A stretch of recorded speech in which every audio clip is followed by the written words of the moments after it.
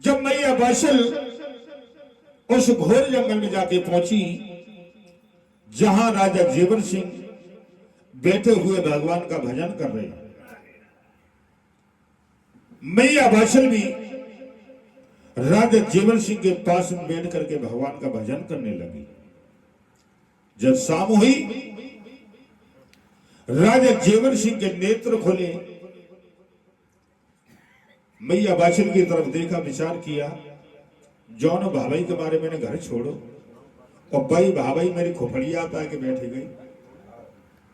कहने लगे, महारानी मैंने तुमसे मना किया था और फिर भी तुमने हमारा यहां तक पीछा किया।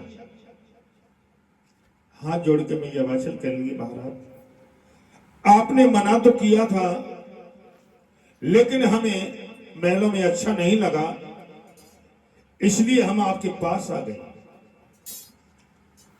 राजा जेवर सिंह कहने लगे, ठीक है महारानी, अगर तुम हमारे पास आ गई हो तब एक काम करो, शाम हो गई, अब तुम पढ़ के सो जाओ। मैया बाशल कहने लगे, महाराज आप सोने की बात कर रहे हो, जब मैं महलों में सोई तब तो हमने तुम्हें जब तीसरे जंगल में पाई, अगर इस जंगल में मैं सो गई तो पता नहीं आप किस देश के लिए रह जाओ, इसलिए महाराज एक काम करो, आप सो जाओ, मैं पैरों को लगाऊंगी। राजा जेवर सिंह कहने लगे, महारानी क्या तुम पैरों को लगाओगी? अरे तुम हमारी इस जंगल में बदनामी करने के लिए आई हो, बन के पशु पक्षी जानवर देखेंगे तो क्या कहेंगे कि ये नर सो रहा है, मादा पैरों को दे रही।